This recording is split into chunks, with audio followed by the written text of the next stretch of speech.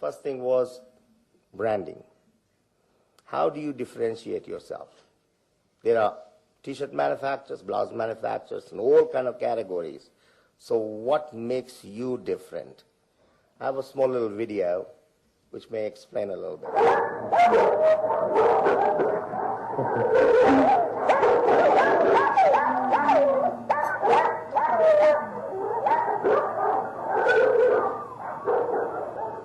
This is pet adoption.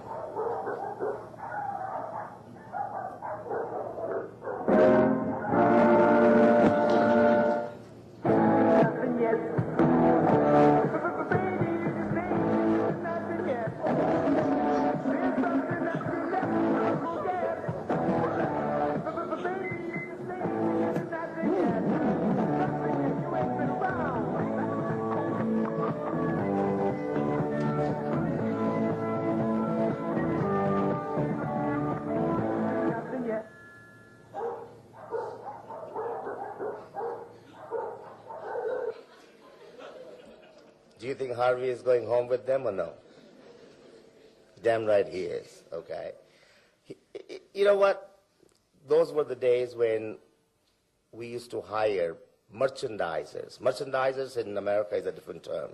It generally is the owners who understand what will sell to who, at what price, and who are their competitors. This was a market intelligence. Most of the time it was the owners in the small companies or the merchandisers were brought in who had connections with the retailers because the retailers respected them for their knowledge. Those were the days. Today is the computers. It doesn't matter what you look like. If your numbers are performing, you're back in the business. Otherwise, you're not. But you have to understand what the market is, who you're going after. So I have put together a small little presentation on this one, and after that, we're going to open for question and answers. We get a lot of questions from people. How do we enter into U.S. market? It's okay. I'm fine. It's phenomenal market. It's a huge market. Opportunities are there. It's just a matter of doing what we call the chance. Where do we take the chance? As a young boy, I used to go hunting with my father, and near the Yamuna River, there was those murgabis. They fly. And you used to have 12-bore shotgun, which had the little pellets. So we would shoot as kids. As the birds fly, you shoot, and a lot of them fall down. And you find out some of them didn't even get hit. They just fell down because the others were falling, okay? That's what murgabis do, okay? This is trend and followers. But the opportunity was a flock, a huge flock that I could go in and take a shot and get a chance. Maybe somebody will come my way, okay? Here's the U.S. market. It's a huge market. But understanding the U.S. market and the apparel textile, this is what I want to talk about. How we are going to succeed in that global marketplace. To understand this, I've separated that into distribution channels. How do we enter into the U.S. market? What are the labeling requirements? What are the regulations? And what are the financing? How are we going to put it together, okay? Distribution channels. Those were the days when we were just selling to a large retailer. Today we have specialty stores, and we're selling through web, vertical stores, TVs, and department stores. Mobile, m-commerce is huge right now, pop-up stores, big box, catalog, kiosks, you name it, there is opportunities all over. Question is, who do you want to deal with? Focus on that. Who are these people? The department stores are like the Macy's and the Nordstroms and the JCPenney's and so on. But then there are a lot of specialty chains, the Nordstrom, the Saks. Their price points are different. Their product quality are different. Their fabrics are different. The mass merchants like Walmart, Target, yeah, their quantities are different, their prices are different, but their styles may be same. They may be in the tail end or in the middle of the trend, but they understand from the specialty stores who purchase smaller quantities sold at a higher price, and they had a great sell-through in every size and color, or whichever the trend was, the second tier, the Macy's and JCPenney's, would be able to pick up from there. Their quantities will be larger than the Saks and the Nordstroms. And the Walmart's quantity will be even larger, but the prices will be lower. So that's how the fashion travels from the top end all the way to the streets, okay? Of course, there are a lot of discount chains, but the discount chains will always have 3 to 5 months behind the trends. And people understand that. But again, they're buying it for the price. So it goes on all the way. But again, who are our customers? Who are the top 10 retailers around the world? Okay, Macy's, TJ Maxx, these are the American guys. And then, of course, there are successes of Zara's and Kohl's and Penny's and H&M's and Eston's and Gap and Nordstrom, and then we go on. But question now is, what is the total number? What is the big pie? In USA, we're doing about 200 billion. But out of that, women's clothing, men's, and children. So now you need to focus. Who do you want to design for? What is your share of the market? Within that, where do you want to go? Where is the trend going? The specialty stores are doing about 65 billion, and they're growing at about 6.5%. I'll be able to share the data with you guys if you need any more information, because it's very hard to take the note. The highest growth right now is going into the manufactured owned. The brands like Guess and the BCBGs, okay, they want to control their own pricing, their quality, and their margins, and they're opening their own retail stores. But they don't design everything. They do buy from others. The opportunities are available if you look at, but question now is, how do we enter in there, in that market, okay? There are regional preferences. USA, from one end to the other, believe it or not, it's like going in through 5 different countries.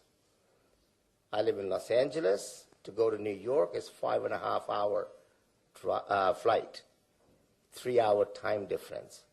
I can get to Hong Kong. I can get to the Asian countries when I'm in Asia at less time than I can travel within the United States, okay?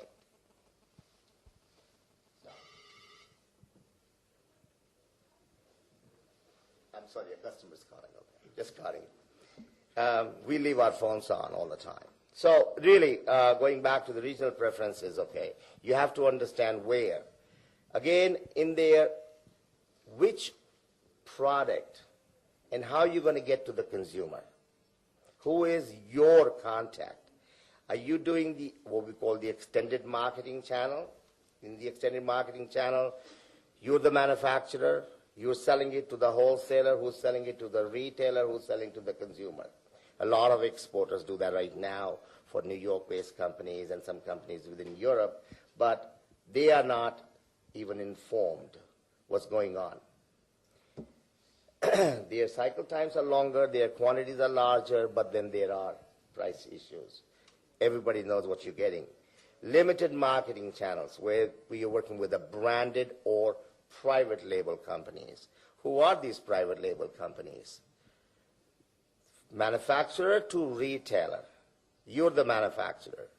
You're selling directly to the retailer who's selling to consumer, but that retailer is a private label. And that's where the growth is right now. And they have no design capabilities. They are actually looking up to you because you are much more informed. And of course, there's direct marketing channels where you are the manufacturer and you're selling directly to consumer. Anybody who understands where e-commerce is going, be prepared. That's where your biggest opportunity is going to come in to establish a new brand and to make it happen. But then that has its own challenges, and we can talk about that. You know, we talk about challenges in retail. Technology has done a lot of damage also to a lot of retailers and the fashion business. We talk about taking information. Those of you who have a smartphone, can you just raise your hands? All right, everybody has it, right? Imagine 7 years ago, there was no smartphone, there was no iPhone.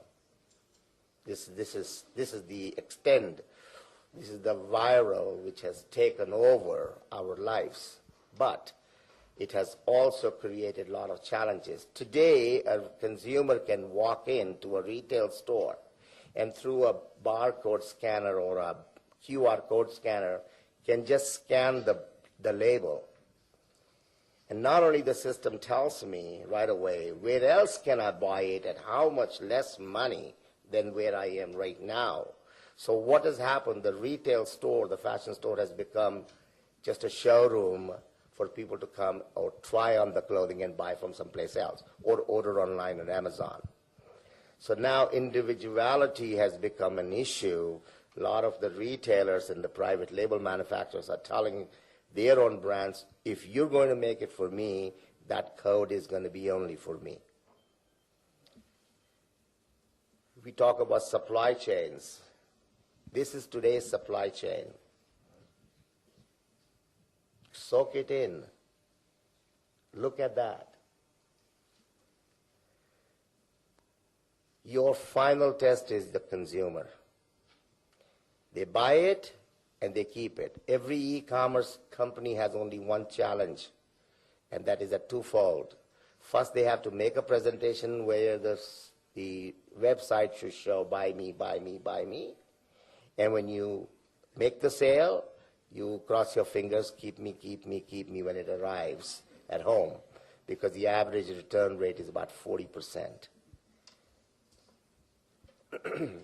I was speaking to Eric Nordstrom, and something very interesting he said. He said, we got 3 people in our return center whose job is to smell the garments when the garments come back, to make sure that it can be refreshed and sent back into the stock or have to be thrown away. So I don't think there's anybody here who wants to apply for the job there, okay? The idea is to reduce that. So retail business, what is their business plan for going forward, okay, talking to them? They want to develop more into the private label because they get higher profit. They're cutting out the middlemen. They're getting it straight from the manufacturers. But they don't have the same luxury also, which is I could return the goods, I could send them a charge back because I'm buying from a third party who's got it made from you. I am now doing something entirely different. I'm opening my transaction directly with you, and I'm the one who's taking the risk as a retailer.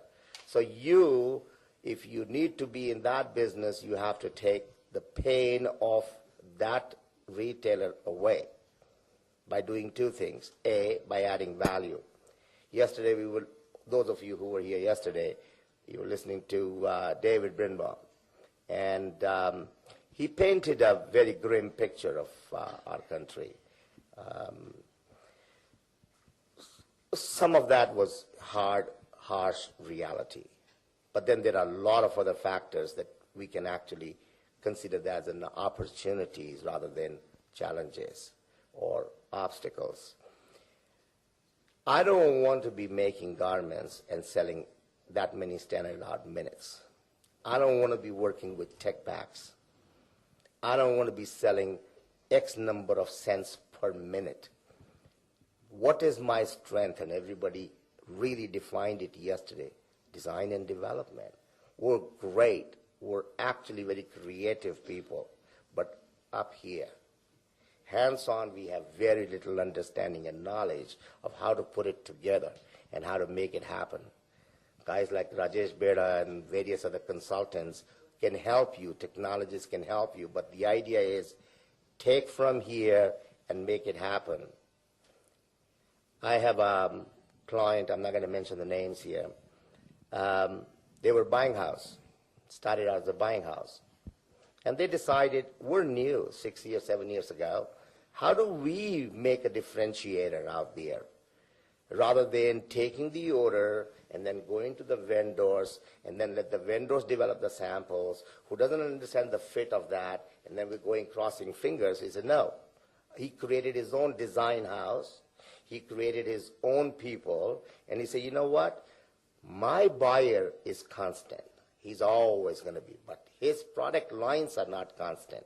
Today he wants blouses, then he wants dresses, then he wants shirts, then he wants pants. I'm going to be changing vendors. How am I going to teach every vendor what their fit is? I need to get that developed and get it right. So that was one objective. Get the fit done and get the sample approved in the shortest possible time, so you're taking the pain away of the buyer, right? But they added their own intelligence. They put the creative people, and they say, all right, this is our buyer. The guy is asking for a $5 blouse. We know that what kind of products he wants, but he doesn't understand what sourcing is within this region. When he's done a $5 blouse, he has already costed how many yards of thread is going to be in there. So I'm really left with very little margin. I've got no room to play. If I'm deficient, I have to bear that from my margin. They're not going to compensate for my efficiency. But the other side is, what if I now created 5 more styles and send it back to them and say, by the way, in the $5 range, this is the $4.90, this is $5.25, this is this. And guess where is it going to go? Those 5 samples did not go to the people who do the costing. It went to the sales department, merchandisers. Can we sell this for $12? Yes, no. If yes, I get the order. But there my margin is different. But when you started doing that, and every month, 6 months later, stop. Or 8 months later, stop. Don't send it. Because now they got that taste of blood. So what happened? I didn't get more samples from you. Because they started counting on you. That's the first step of developing a long-term relationship. First keyword is taking the pain of your customer away, and they will stay with you. Shortening the ordering cycle. More and more factories are opening up in the United States. We just don't have sewing machine operators anymore. But if we could hire those people. In 2009, when everything was getting so hurt badly, we opened 800 factories in Los Angeles alone. Why? I need it now. It sells. I get the most margin out of that. It doesn't matter. Controlling your expenses and keeping the inventory levels at a very low. Inventory is a bad word. Labeling requirements.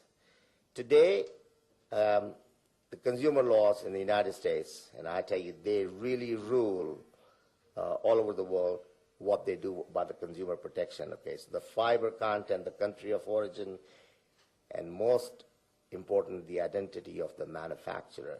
Now it has to be on the label. It doesn't matter what supply chain and how did you go, but if you were the manufacturer, your identity has to be on there. Just very quickly, what it looks like and what are the regulations in there. Third-party testing. For any children's clothing, lead and stuff like that is already out. So if you're not responsible enough to be able to understand that market, don't even get into that business, okay? The importers and domestic manufacturers are legally responsible. For any domestic commerce, any shipments coming out, any products coming out, and the tracking of that label requires the name of the international factories. So this factory sourcing nonsense is already gone. So all the sourcing companies here, this is my, who have this is my factory, the manufacturers knows. As a matter of fact, H&M was the first one who published the entire list by country, every sourcing factory that they had. First one. The 10+2 ruling, As of January 2009, all importers are required to provide customs and border protection with required data elements 24 hours prior to loading for all shipments inbound to the United States, including all LDP shipments. Trade. LCs are out, guys. There's nobody doing LCs. Guys like trade card, factors, banks, they have taken over, but most of them is what we call a tri-party, okay? The exporter, the factor, and the bank, okay? The factors will advance you the money, depending on the credit of the buyer, up to 90%, so that you can get the things done, okay? So it's the same thing, but you don't have to put your house to the bank. You don't have to put your factory to the bank against the letter of credit. So it's making things a little easier. Banking is really, really hard. I ask any owner of the company, he spends 3/4 of his time working with the banks or banking-related issues. Am I right or wrong, guys? Today, the big guy gets bigger because they have a big credit line to be able to buy the fabrics. Money is a very important factor because the circulation of the money is 14 to 18 months before you see the return of your investment, okay? Purchasing. The U.S. factoring is widely used instrument, okay? So purchase of outstanding debt paid immediately. That's what the factors do. Anybody who knows about the factors? We can talk about it in the question and answers, okay? I wanted to talk about the marketplace. The fashion changes quickly. We've already just gone through. But the new trends happen every 10 weeks in our market. As a matter of fact, there's a market every month in New York. Every brand, every private label manufacturer goes to the market with anywhere from 100 to 1,500 samples to their showrooms. Buyers come in. It's really an organized sector. The buildings, the floors by categories, junior, blouses only. Everybody in that area was selling that. The buyers will walk through and they buy every month for next 10 weeks, for next 10 weeks, for next 10 weeks. Then you come back and find out how many were the dogs and how many were the runners in there, okay? That's when the production starts. The democracy of consumption, no one has to be rich today to be fashionable. It's available. Style, marketing, and delivery will determine the success. Style, marketing, and delivery. You can have the best products, you can't deliver on time, you just miss the opportunity. But make sure that you make enough money in there just to get an order. If you try to work without the profit, it's not effective anymore. You can have the best product, best marketing, best delivery, lousy profit, you'll go out of business anyway. There are regional preferences in the United States. What sells in Florida doesn't sell in New York. What sells in New York doesn't sell in the United States, every state. Go in the Midwest to San Francisco and Los Angeles, two different markets. So you have to understand where are you going to be selling, who you're designing for, who your customer is. Sizing is very important. People have different shapes, different sizes. If you don't understand, I have a client called Lane Bryant. Anybody knows Lane Bryant? Yeah, they make big sizes. We were in Sri Lanka, and they were going to make dresses. And then they looked at the tech pack. They said, can't be. I said, yes, they are. And American women are big, okay? And that brand sells to that. So if you're going to be in that market, you better understand who your market is. Labeling requirements, shipping costs, what is the U.S. Customs doing? But most important is intellectual property. Confirmation of valid trademark must be established. Make sure you are not putting somebody else's trademark, and make sure whatever trademark you've made, you've got it registered all over the world. That's the only thing where you have the protection. Maybe not in China, okay, but all over the world you do. Democracy of design. It doesn't matter. You know, the magazines are also working with internet. You know where you're gathering the information from? they're gathering the information from. Today, the world is a very small place. It travels all over very quickly. Where are these brands? The major brands like Jockey and Ralph Lauren and Nikes, you know what? They're going to continue. But there's not a huge growth expected. They have milked their market, and they are trying to stay within that market. They're working very hard. But the retailers who are doing the private label business, that's where the growth is. And this is being told by every possible research organizations. But the low recognized brands, they're on the decline. So either you are a brand or you're working with retailer who's a private label. Private labels are huge. You know any of these labels you know? Anybody works with these labels? And there are hundreds more. Even design like Bisou Bisou is sold in JCPenney.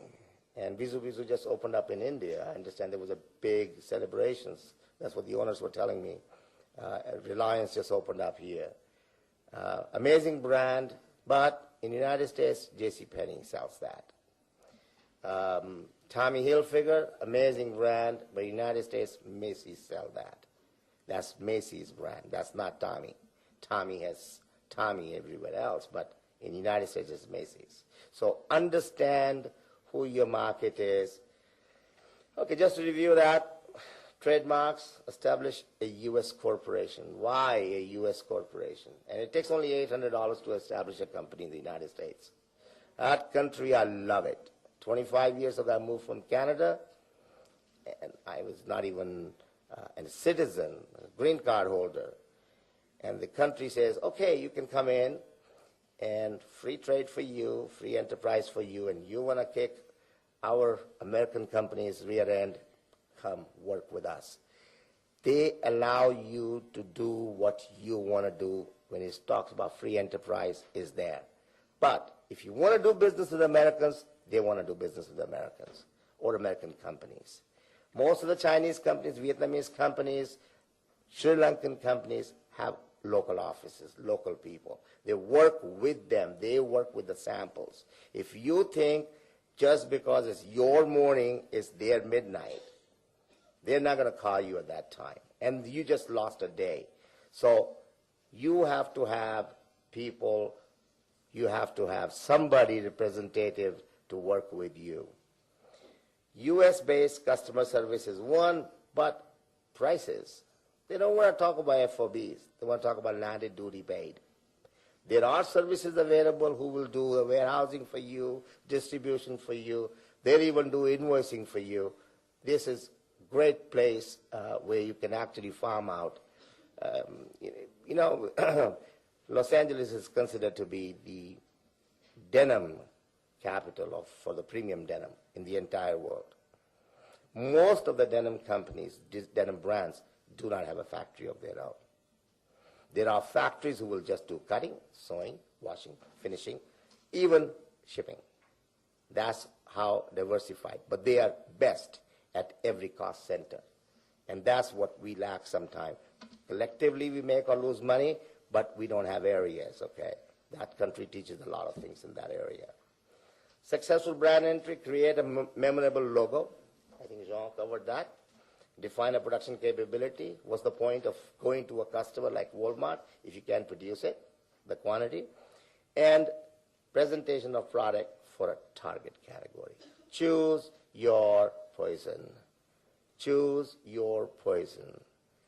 But don't just go blindly because you will not succeed. Define yourself.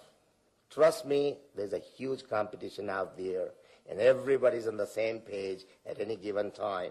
This was done at the same month. In Hong Kong, USA, Canada, France, even in China, they were all showing stripes on the front covers. That's how fast this thing travels. If you're not with it, you're not it. I love this quotation, and I'm going to close with that. Don, who's a great friend and a customer, he says the secret of success is to use the best equipment, have the best design, train the best workforce, and educate the consumer with the branding. Okay. Any questions? The floor is open for Jean and myself.